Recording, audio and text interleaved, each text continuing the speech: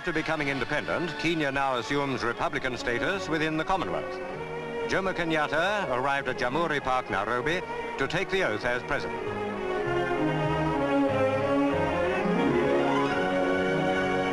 The popular new president was sworn in by Sir John Ainley, the Chief Justice. After that came the induction of the Vice President, Oginga Odinga. These ceremonies were duplicated in the Swahili language, Senior Chief Ole Sangali officiating. Mr. Kenyatta went to the airport with the retiring Governor-General, Mr. Malcolm MacDonald, whose diplomatic mission to Kenya ended with the presidential appointment. The wind of change has on other occasions similar to this blown just as harmlessly, largely because of Mr. MacDonald's gift for winning the confidence of the peoples he served. To most Kenyans, Republican Day was liberation all over again. Mrs. Kenyatta was there to bid goodbye to Mrs. MacDonald and the Governor-General. There is no parallel in the modern world to British success in giving freedom to the emergent nations.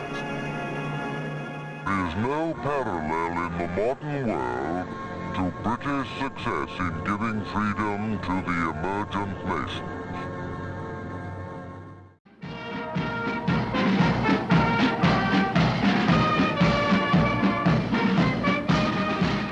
For centuries, the world has looked upon Africa as a thief looks upon treasure.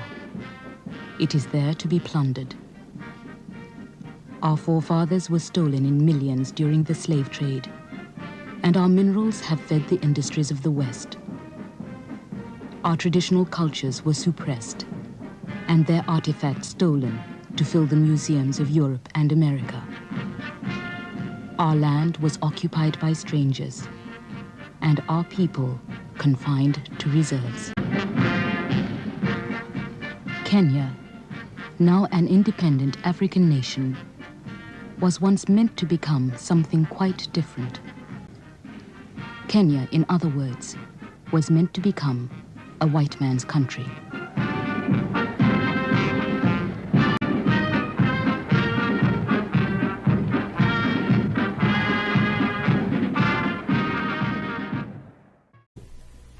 As the music retained in this album is a humble offering to the unity of the entire black nation.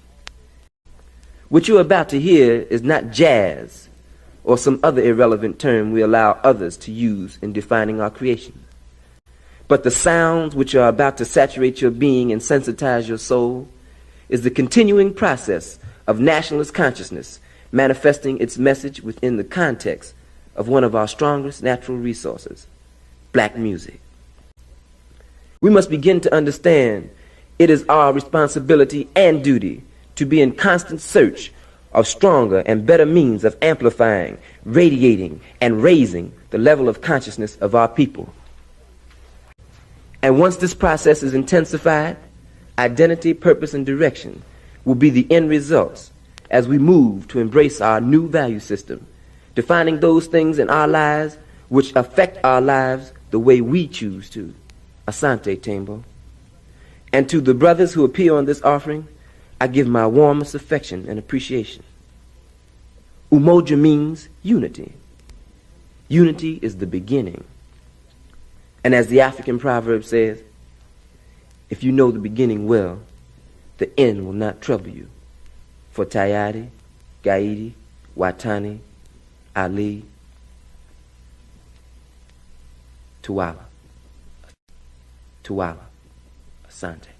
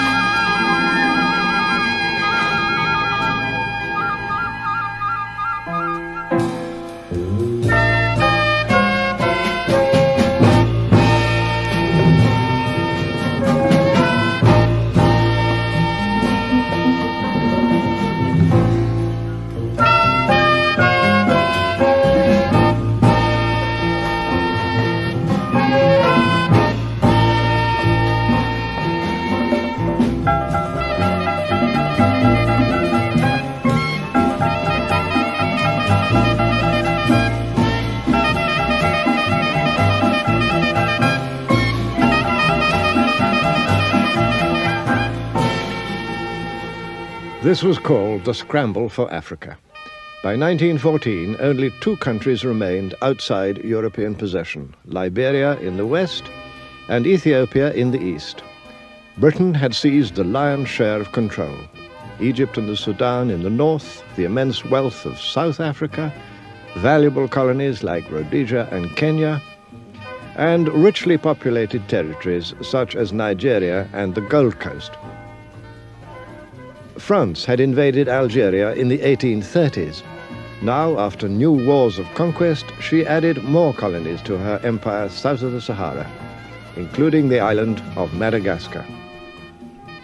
Little Portugal carved out 2 vast colonies, Angola and Mozambique, while Imperial Germany took the Cameroons and southwest Africa, and on the east coast, Tanganyika. The vast Congo basin fell to King Leopold of the Belgians. Italy and Spain completed the enclosure. The fate of the continent was utterly changed.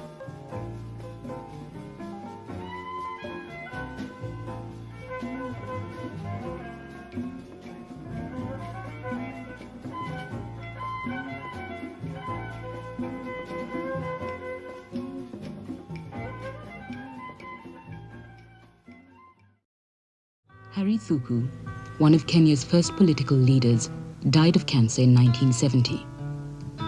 He belonged to a generation whose life spans the entire colonial period in East Africa, from the end of the 19th century to the decade of independence in the 1960s.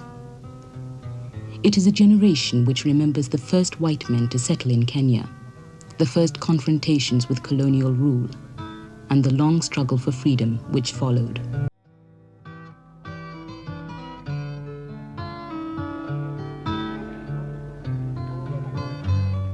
A few years before this generation was born, the imperial powers of Europe had already determined its destiny.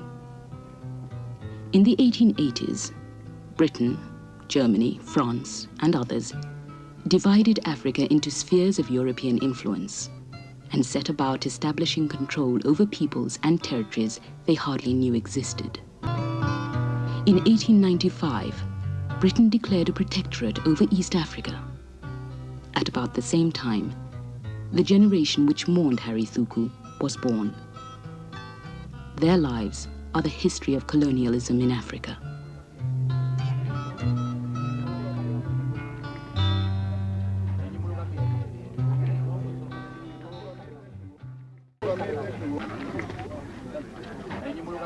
Arungu acio mokire Kĩambĩrĩria na moimaga na Mombasa mokaga marĩ agũri marĩ endia a biashara makendia mirenge. The white men first came from the coast as buyers and dealers.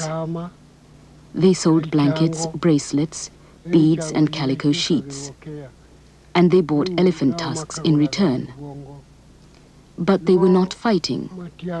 They were accompanied by armed guards, but fought only if provoked. Their main purpose, really, was trade.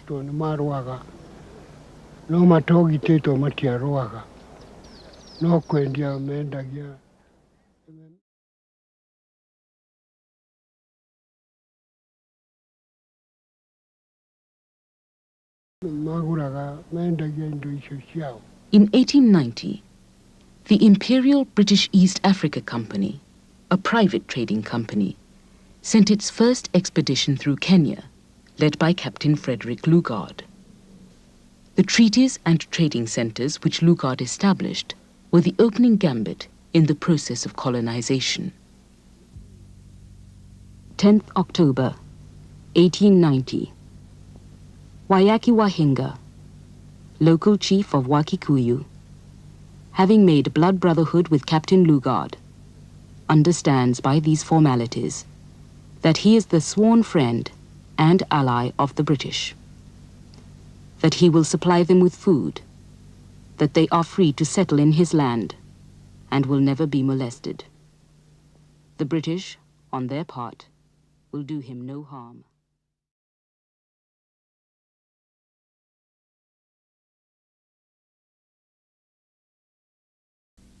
Lugard went on to Uganda, to the west. The situation behind him deteriorated. In London, the Imperial British East Africa Company found itself in a financial crisis and directed its agents in the field to become self-sufficient. The deliberate and wide-scale confiscation of crops and animals began without regard for ownership or human life. By the time Lugard returned to Kenya 2 years later, blood brotherhood had been forgotten. 12th August, 1892.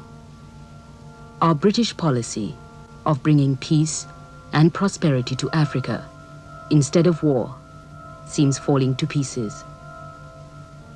The company fighting in Kikuyu, and now among the peaceful and friendly Wakamba.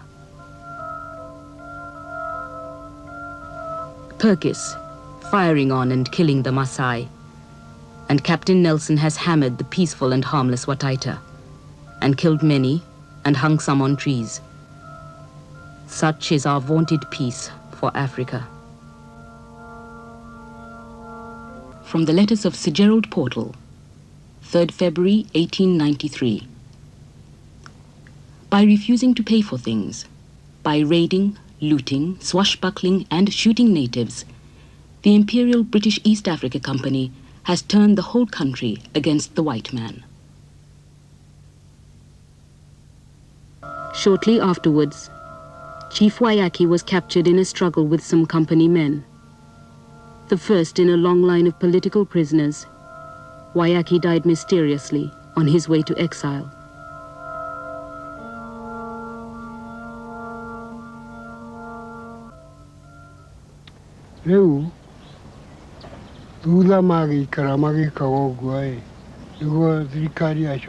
When the traders had been in the country for a few years, their government arrived and began to impose its rule on us. Forts were set up around the countryside, at Dagoretti, Kiambu, Nyeri, and so on. Soldiers were stationed in these forts and were used to control the people.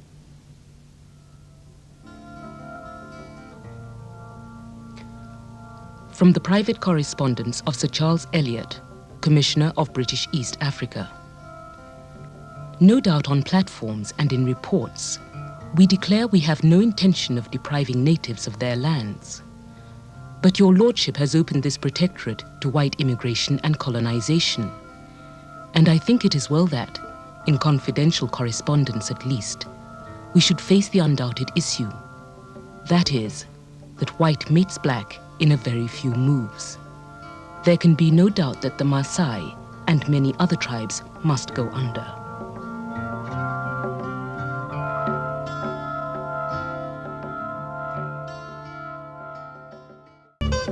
From the diaries of Francis Hall, February 1899. We proceeded to march quietly through the country, sending columns out to burn the villages and collect goats. We destroyed a tremendous number of villages, and after 14 days, we emerged on the plains to the eastward, having gone straight from one end to the other of the disaffected districts. We captured some 10,000 goats and a few cattle. And this on top of the previous expedition must have been a pretty severe blow to them. From the diaries of Colonel Richard Meinertzhagen, King's African Rifles. 8th September 1902. I have performed a most unpleasant duty today. I made a night march to the village where the white settler had been so brutally murdered the day before yesterday. I gave orders that every living thing, except children, should be killed without mercy. Every soul was either shot or bayoneted. We burned all the huts and razed the banana plantations to the ground.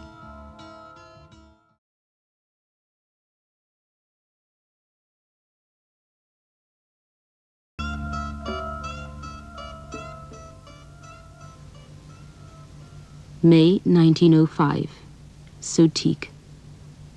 92 killed, 2,000 cattle, 3,000 sheep and goats captured. 14,000 rounds rifle ammunition used, and 2 Maxim guns. September 1905, Kisii. 100 killed, 3,000 cattle captured.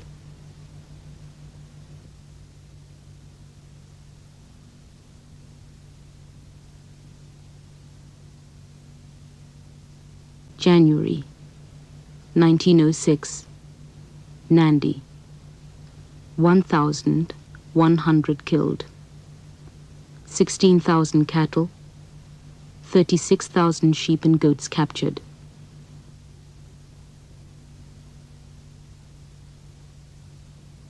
January 1908, Kisii again. 200 killed, 7,000 sheep, 5,000 goats.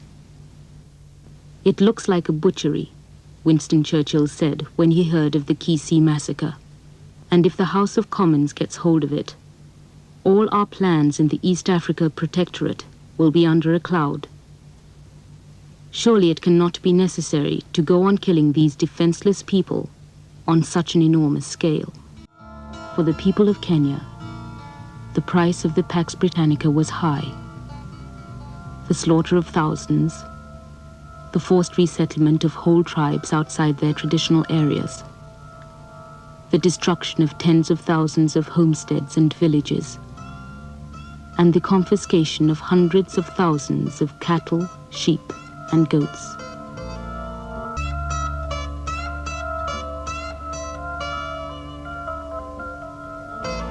Utiokirwo na wegai tubatiri riu mbara ya mushinga na itimoi na ngoi ni atia. The government did not come peacefully, but what was a spear to a gun? There was fighting, and people were killed. But Europeans won because they had guns. Had it been a matter of spears and swords, things would have been different. In the first 10 years of British involvement in Kenya, more than a third of the colony's budget went into military operations. By 1915, every major tribe had faced at least one so-called punitive expedition. This was the foundation on which 70 years of colonial rule were based.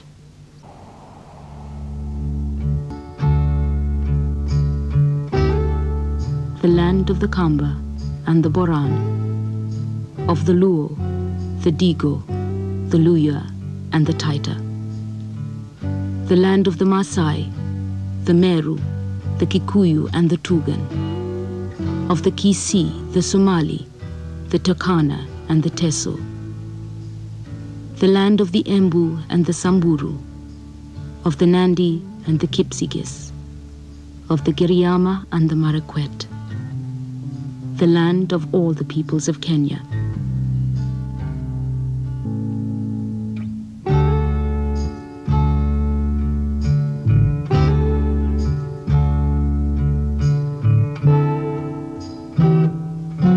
I have great hopes that the punishment of the Sutik will bring the Kisii to reason, remarked Commissioner Stewart in 1905. It is most important to open up this part of the Protectorate, which is well adapted to European settlement. From a report by Sir Harry Johnston, 1901. Here we have a territory, now that the railway is built, admirably suited for a white man's country. And I can say this with no thought of injustice to any native race. For the country in question is either utterly uninhabited for miles and miles, or at most, its inhabitants are wandering hunters. This will be one source of profit to the United Kingdom.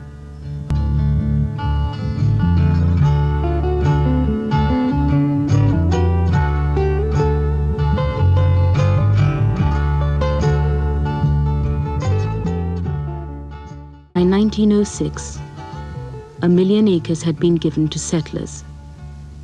A decade later, 1,000 European farmers had claimed more than 5 million acres of fertile countryside, the White Highlands. For the next 50 years, this rich and abundant part of the country ceased to exist for Africans, except as workers on white farms.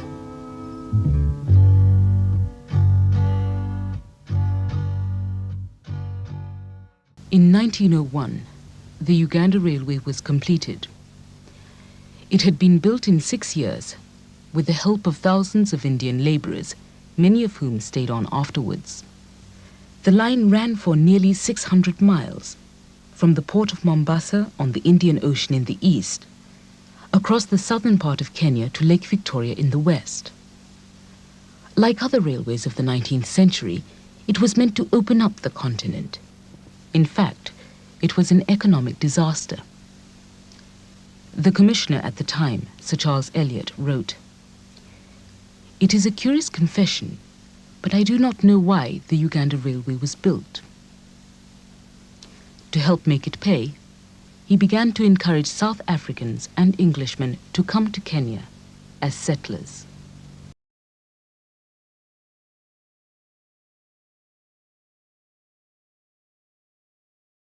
In 1909, Theodore Roosevelt came to Kenya on a hunting safari. "I believe this country has a great agricultural and industrial future," Roosevelt told the settlers. "And meanwhile, it occupies a unique position as the most attractive playground in the world."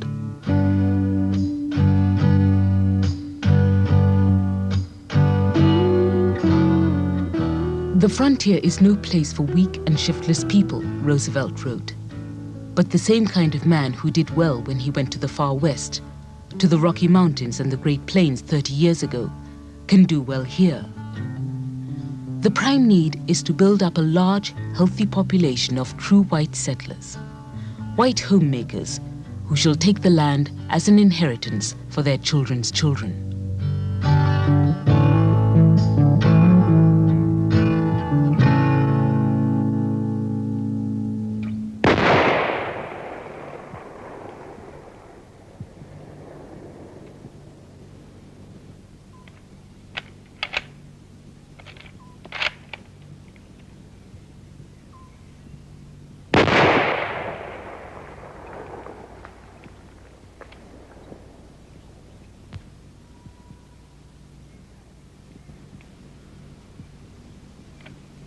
"Sooner or later, it must lead to a clash between black and white," Colonel Meinertz Hagen had written in 1902.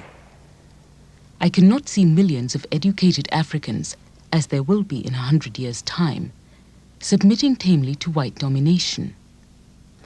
After all, it is an African country, and they will demand domination. Then blood will be spilled, and I have little doubt about the eventual outcome."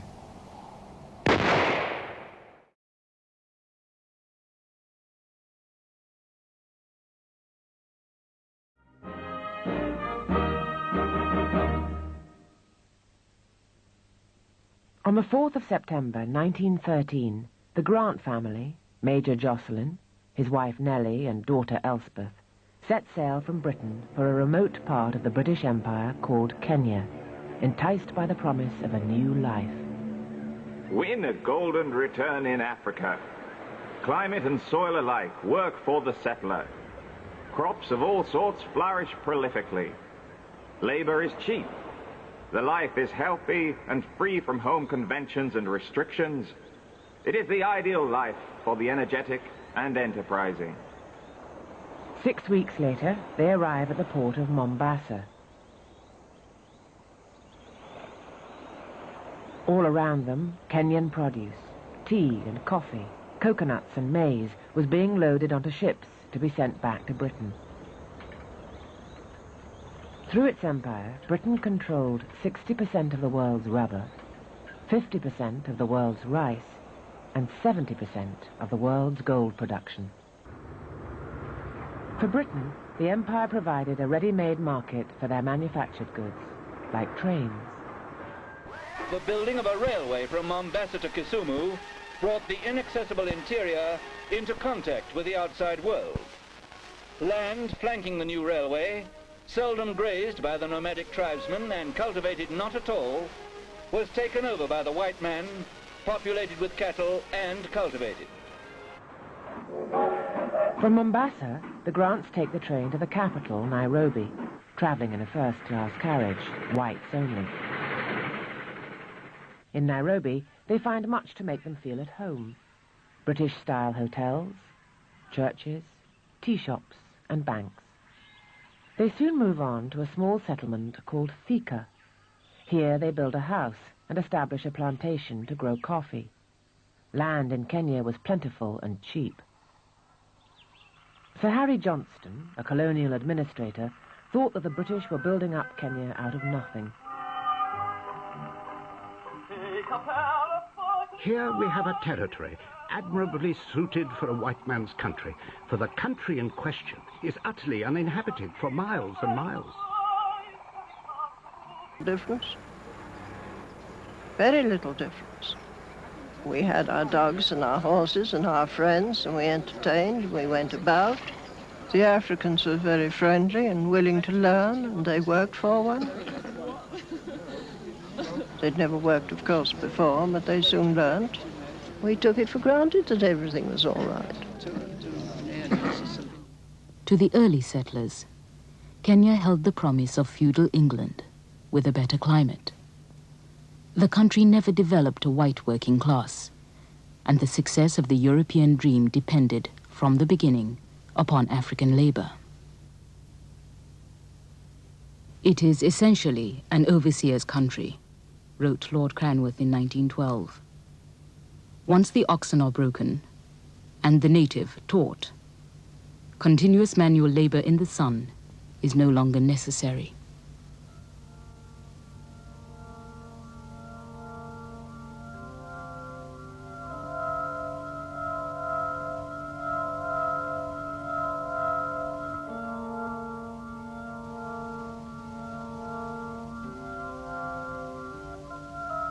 As the land was taken and crowded native reserves set up, and as hut and poll taxes were imposed by the European government, more and more Africans were driven into the colonial economy at the lowest and most menial levels. The government road was just one straight street with a line of trees up the middle of it and shops on each side. There were only two. There was a shop called Emma de Souza and a shop called Nazarus, both owned by Goanese, where Mother went and she bought 3 tin plates and 3 tin mugs to start us with. We had a donkey cart, but we couldn't use the donkey because he wouldn't go, so we went in the donkey cart, Mother and I, with 2 boys in the shafts and 2 boys pushing behind. That's how we used to go to Nairobi and go to the races.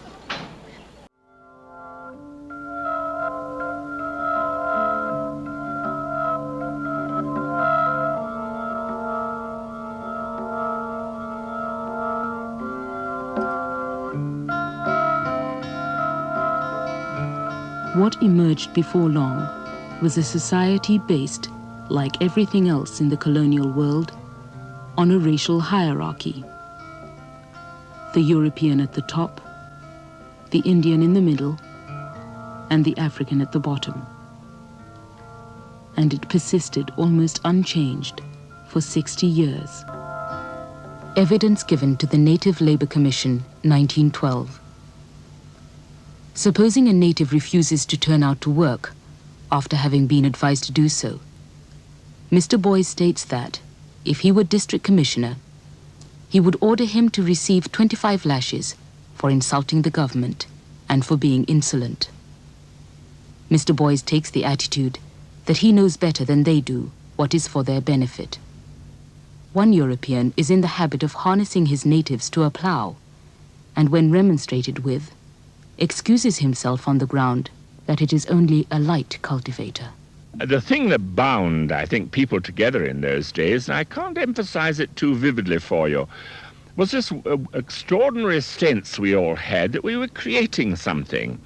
The sense of making a country, placing it under British traditions and ideas, developing it, seeing the roads grow, the railways spread, and gradually the land tamed.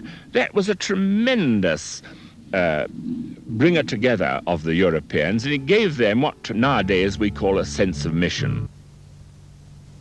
In August 1914, a war began in Europe. Within a few weeks, it was raging in East Africa as well. Kenya was a British colony. Tanganyika, its neighbor to the south, was German. The battles went on for 4 years in the only major theater of war outside Europe. In its conduct, the East Africa Campaign was simply another dimension of the colonial system. It rested primarily on African heads and shoulders. We were told to join the army because the Germans were invading our country, and if they succeeded, we would suffer. Many of us were arrested and tied together by ropes. We were taken away and loaded into lorries.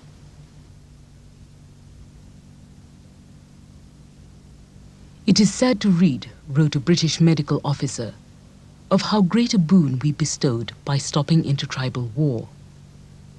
Since then, our own war has destroyed more life than a generation of intertribal wars. British rule has brought peace. The enterprise of European officials and settlers and of Indian traders has opened up the country. But there is still a long battle to be fought with ignorance, poverty, and disease. From Kenya alone, the British recruited 160,000 porters, mostly by force. Their casualties were enormous. 42,000 porters died of disease and starvation. Fewer than 400 were actually killed in battle. Well, people felt they were going to create another dominion like New Zealand. I remember coming out on the boat, the excitement of people. They felt they were making a new country, and that country would be part of the empire. Then they had a tremendous sense of mission, so old-fashioned today, but they felt that they had an imperial mission that was bringing something to Kenya, the British way of life.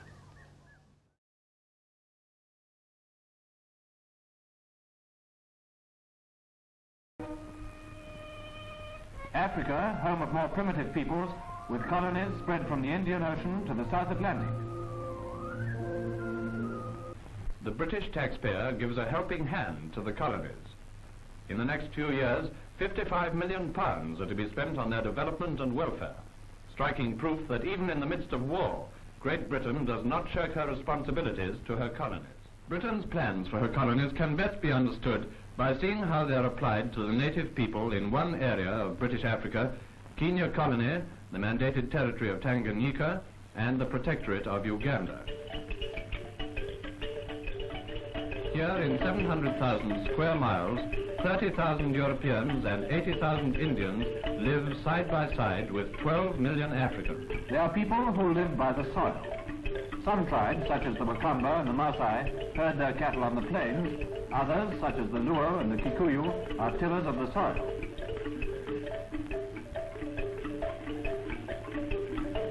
This simple life under the hot African sky was once a life of fear and uncertainty. Hostile tribes ravaged their neighbors' villages and cattle.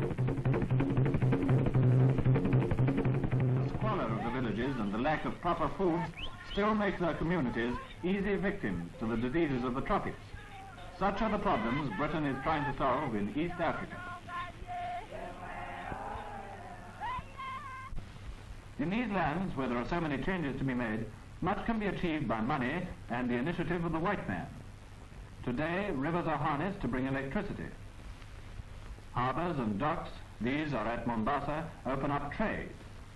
Bridges carry the new roads and railways into districts cut off for years from the march of life. A good medical service is essential. The service of hospitals and village dispensaries is being steadily expanded. In Kenya, 1 in 24 have their babies in these centers, and in the Kiambu district, where this hospital is, the figure is as high as 1 in 5.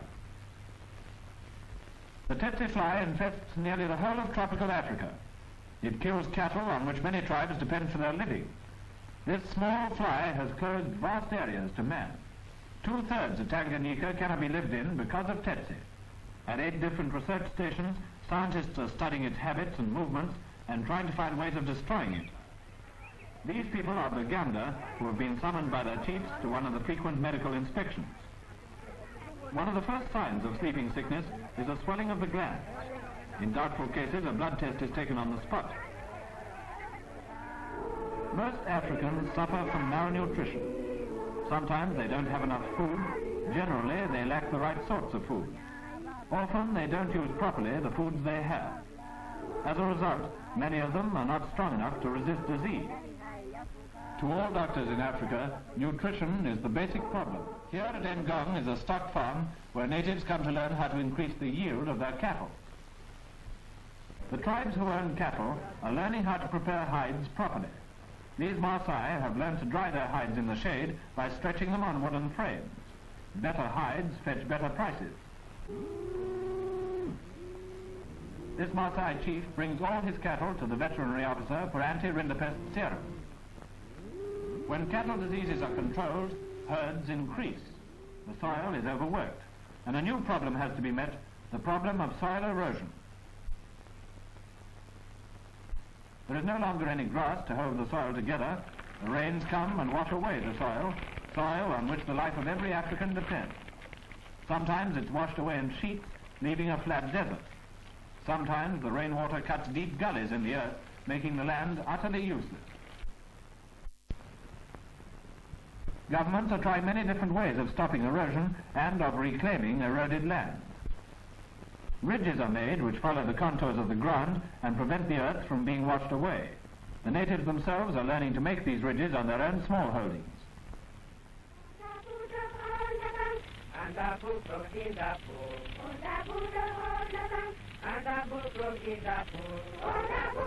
All real progress depends on education. Africans are eager for it, so eager that governments cannot keep pace with the demand. The missionaries led the way, and now government schools are becoming increasingly available.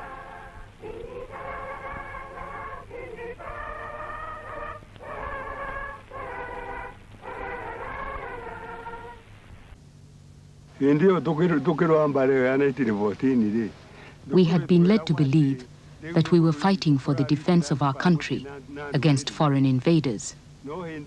And yet, after the war, we were given medals and a gratuity of a few shillings and nothing else.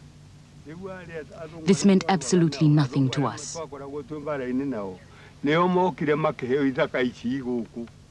But the Europeans, with whom we'd fought side by side, were given our land here.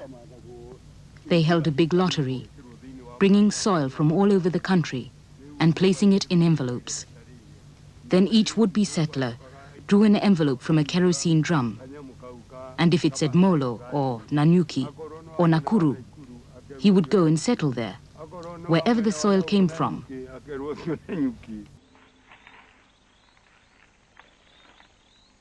Back at Sika, the Grant family had to wait 5 years for their first crop of coffee. Adapting to the unfamiliar conditions of their adopted country wasn't easy, as Nellie Grant recalls. 7th of April. Got back to a terrific locust invasion and a grass fire, and still no signs of the rain. The heat and dust and dryness are foul beyond words. 10th of September. The damned locusts come every day now. Not a sign of rain either.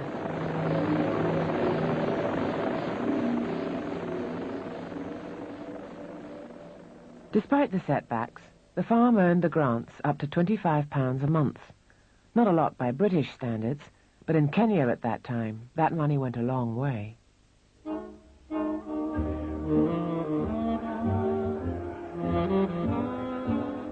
The wealthier British colonists were able to enjoy a standard of living that they would never have had in Britain. Cocktails at the Blue Posts Hotel. And parties until the African dawn.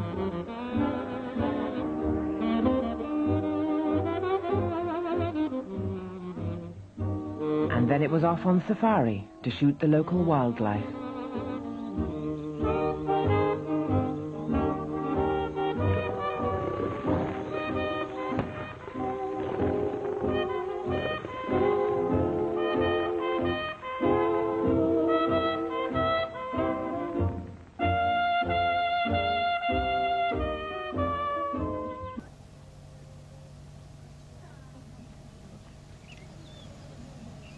na azungu aratwara no mundu akahewe ikachiga nona o kulia kwale gwakwa ngitunyu na twakiruwaga nake ngitunyu ni akenengerwo. My bitterest memory of the war is being given registration certificates while Europeans were given our land. A former army colleague, a European, got the best part of my land, and I was forced to carry a registration card. The pain of that treatment still lingers in my stomach. The bitterness still lasts, and it is the worst kind of bitterness. Then there was our pay, 4 shillings a month. 4 shillings a month for 30 good days. And some maize flour to eat when you've spent the day carrying a heavy load on your head. Those were very bitter times. And we were deceived that we were fighting for our land. But where is that land, even today?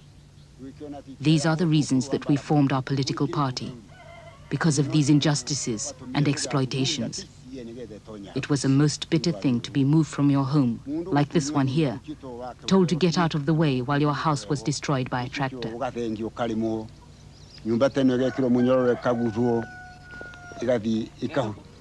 First white man I met was a missionary who formed a mission here about two miles from my home, and his name was called Mr. W.P. Knapp. He was an American mission. That is my first time I met a European before I went to school.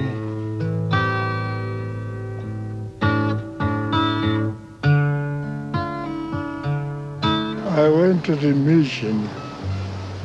It was an American mission here, about 2 miles from my home here, where we are.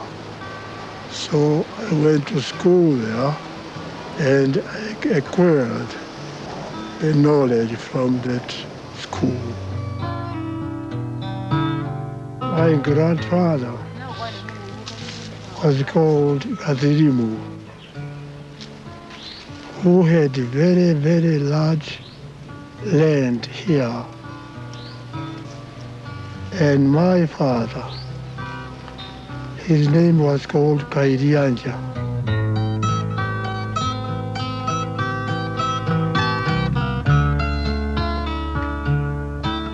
The settlers soon found their position challenged by a new generation, baptized as Christians, conversant in the English language, and ready to reclaim the dignity and freedom taken from their fathers by the Maxim gun.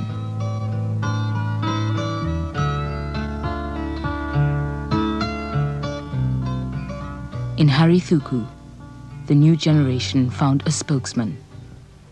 My feeling came in 1915 when we saw many Europeans coming and taking African farms without asking any question or paying any compensation. I was working in government offices afterwards. After 1914 war, I was working in Treasury. So everybody, even settlers here, around here, was known to me very well. They know me very well. We wanted to get our land back first.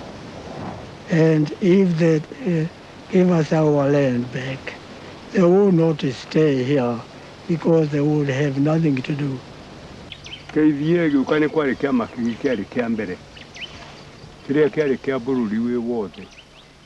The first political party was for the whole of the African population, and it was called the East African Association. It was led by Harry Thuku.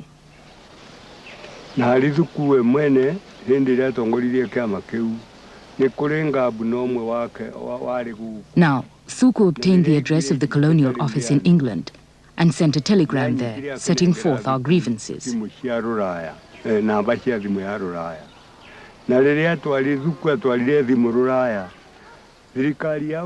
the government here learnt of this, they were very agitated. The settlers said they would not compromise, and they demanded that Thuku be arrested.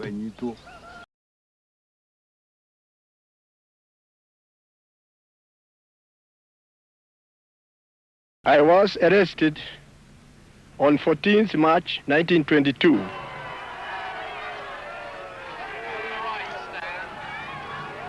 I was taken to police line, Government Road, and after that the Africans start assembling there, asking for my release. No Africans in Nairobi were working those 2 days. We had pickets out to make sure people did not break the strike. Mary Muthoni Nyanjiru leapt to her feet, pulled her dress right up over her shoulders, and shouted to the men, "You take my dress and give me your trousers. You men are cowards. What are you waiting for? Our leader is in there. Let's get him." Mary and the others pushed on until the bayonets of the rifles were pricking at their throats. And then the firing started. Mary was one of the first to die. On the other side of the lines, the European settlers sitting drinking on the veranda of the Norfolk Hotel joined in the shooting, and it is said they were responsible for most of the deaths over there. The East African Standard, 18th March 1922. The government can rest assured that it has the unquestioning support of the entire European population in any steps it may take to maintain law and order, and that every white man and every white woman are at the government's call to this end. The position is now considered to be completely under control, and no further outbreak is anticipated.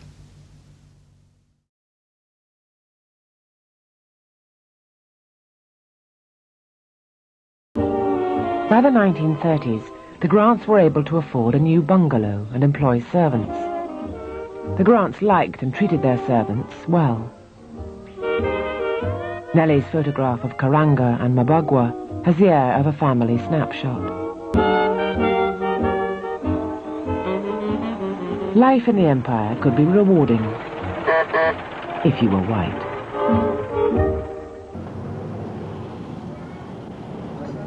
Do you know who Harry Thuku was? He was the first politician we had in Kenya. He was a great man and he was a big farmer. And he fought for Uhuru, freedom. He was a great man. He was a great leader, a hero. Harry Thuku? Yes. I think he was a freedom fighter. Natondo ni kwenda kwa kwete oime gokoze. Nitwago chokeria ngado. Nari kwanate. Gai mwene inya wade. Yetire murato witu. Mr. Harry Thuku. Ija ukurete. Na twawago ni undu wa Jesu Kristo mwathani witu.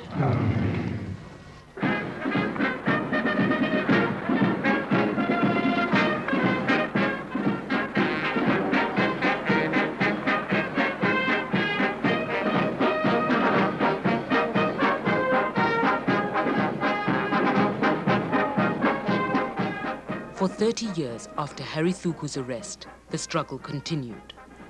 New parties and new leaders emerged, but their petitions and delegations to Britain, their protests and strikes in Kenya did not produce results. The only alternative was to take up arms, but it was nothing more nor less than a war of national liberation.